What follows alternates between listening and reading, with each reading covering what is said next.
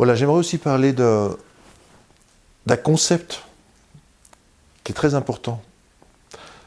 C'est la notion de conscience ascendante et de conscience descendante. Et de l'importance, pour comprendre un peu comment les choses fonctionnent, de ne pas choisir soit l'un, comme c'est fait dans pas mal de modèles de compréhension de la conscience, ou soit l'autre, dans d'autres modèles. Parce que c'est vraiment les deux en même temps qui opèrent. Qu'est-ce que j'appelle conscience ascendante? C'est une conscience qui s'élève de la matière. Emmanuel Ransford, qui est polytechnicien, qui est épistémologue, qui s'est spécialisé un peu dans la compréhension de la physique quantique, a développé le concept d'holomatière. Alors holo, c'est H-O-L-O, ça vient de holon, ça veut dire entier. C'est-à-dire une matière qui, dès la particule subatomique, contient, je pourrais dire de manière imagée, des gouttelettes de protoconscience. C'est-à-dire qu'une matière qui, bien souvent, est inconsciente, elle obéit à ce que Emmanuel Ransford appelle les lois de l'exocausalité, c'est-à-dire un déterminisme fixe, des lois invariantes, et qui rendent le comportement de la matière très prédictible. Mais à l'intérieur même de la matière, il y a aussi une partie qu'il appelle le ndo-NDO, ou l'endocausal de la matière, ou l'état paral de la matière, peu importe, c'est un vocabulaire qui est peut-être compliqué comme ça, si je vous en parle en vidéo, mais qui vaut la peine d'être acquis par la lecture des livres d'Emmanuel Ransford, parce que vraiment son modèle est très très intéressant. Il obéit au principe de parcimonie, c'est-à-dire que par un principe très simple de la matière consciente, il permet de résoudre les problèmes du dualisme. Oui, mais s'il y a d'un côté l'âme, comme disait Descartes, et de l'autre côté la matière, et qu'elles sont de nature totalement distincte, comment elles font pour interagir l'une sur l'autre? Par quelle interface elles peuvent dialoguer et s'influencer l'une l'autre? Dans l'holomatière, c'est à l'intérieur même des particules subatomiques qu'il y a déjà un dialogue entre ce qui est conscient et non conscient. Parce que quand je dis la particule, la gouttelette de protoconscience, c'est un état de la matière dans lequel la matière est capable de commencer à faire des choix, prendre des décisions. Et ça se voit sur des expériences de physique quantique que la matière, les particules subatomiques, sont capables de savoir si on va les mesurer et comment on va les mesurer. Elles changent de comportement avant même que la mesure ait commencé, comme si elles avaient une lecture télépathique. Alors bon, c'est moi qui dis ça comme ça, c'est pas Emmanuel, de l'intention ou de la conscience de l'expérimentateur. Et elles changent son comportement pour répondre au principe de quantition dont parle Emmanuel Ransford, c'est-à-dire que la matière, elle peut pas exister, les particules ne peuvent pas exister sous forme de demi-particules. Il n'y a pas de demi-électrons, de trois quarts de protons, etc. C'est soit il y en a un, soit il n'y en a pas. Or, quand on mesure ces particules, avec des appareils en physique quantique, on risque de leur prélever une partie d'elles-mêmes pour les mesurer. Une partie de leur énergie, sinon il n'y aura pas de mesure, il n'y aura pas de trace de leur passage. Or, elles le refusent, ces particules. Donc, Emmanuel prend un truc très drôle, c'est le bloc de glace, qui risque d'être coupé par l'appareil de mesure, et il se coupe en deux, enfin il se rétracte, et il n'est pas coupé.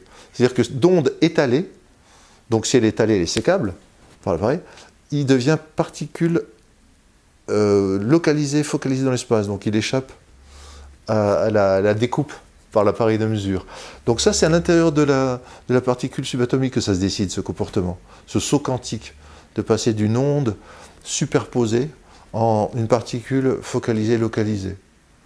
Donc, enfin bref, Emmanuel explique très bien, mieux que moi sûrement, dans ses livres, de manière plus étalée, plus étendue, comment cette partie consciente, qui peut devenir consciente lorsqu'elle est réveillée par un stress, par une nécessité de changement ou d'évolution, comment cette partie consciente peut travailler à l'intérieur de la particule subatomique, et comment elle se lie à toutes les autres gouttelettes de protoconscience de toutes les autres particules du corps.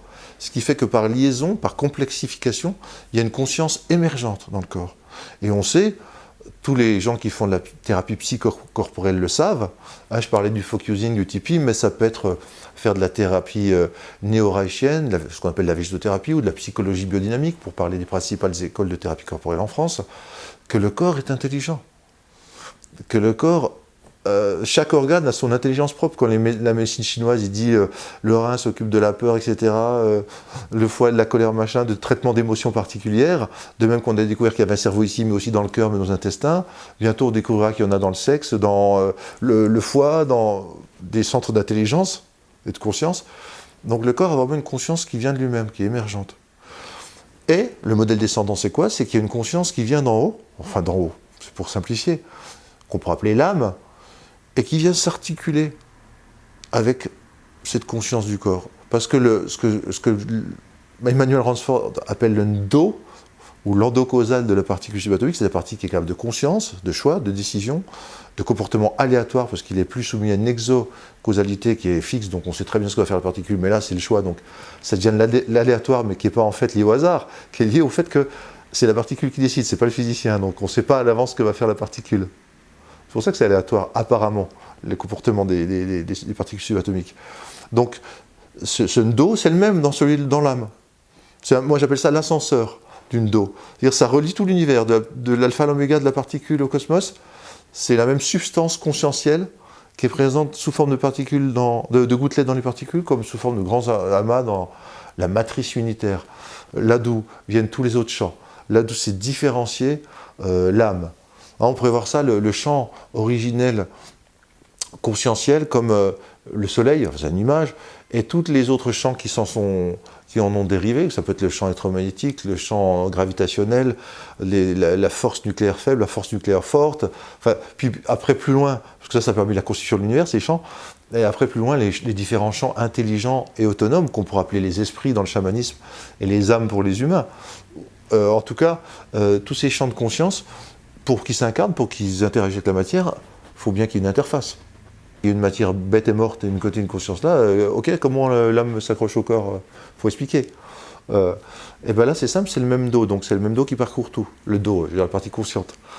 Donc on a vraiment des consciences qui sont originées qui ne sont pas incarnées, originées de la matrice unicitaire, comme dirait un autre physicien dont j'ai oublié le nom, et qui viennent s'articuler avec des formes qui avaient été créées par la conscience originelle, qui avaient gardé des gouttelettes de cette conscience-là, et donc qui permettent de s'articuler avec la conscience de l'âme. Un peu comme si l'âme était le cavalier et le corps était le cheval. Un peu comme ce qu'on voit dans le film Avatar, où le cavalier, pour créer un lien avec son cheval, sa monture, il y a une sorte de... Il met je ne sais plus quelle partie de ses cheveux qui met en rapport avec quelque chose qui sort du cheval. C'est l'interface de la conscience. Voilà. Et ça c'est important parce qu'on ne peut pas comprendre. On ne peut pas avoir une vue d'ensemble si on dit non, la conscience vient uniquement de la matière, ou non, la conscience vient uniquement d'en haut, puis le corps, lui, n'est pas intelligent et pas conscient. On ne peut pas comprendre. Voilà. Donc ça, c'est un modèle important, et qui a ensuite des implications pour comprendre comment les différentes thérapies dites spirituelles peuvent s'intégrer, se dynamiser, se synergiser avec les thérapies dites corporelles. Et comment la matière, c'est l'âme à tiers. C'est-à-dire c'est un tiers pour l'âme, c'est un média d'interaction. À la fois l'âme, en passant par la matière et en gagnant les informations que donne la conscience du corps, s'enrichit d'expérience et de mémoire. Autant l'âme enrichit le corps aussi de sa sagesse, de ses desseins, de SEINS, de ses buts, de ses objectifs, de pourquoi elle est venue sur Terre. On pourrait dire l'âme, c'est un peu le GPS pour la vie et pour le corps. Elle lui donne aussi sa direction, son intérêt, sa motivation de croissance. Donc les deux s'enrichissent, c'est un double mouvement, grâce au média d'échange qu'est la conscience. Voilà.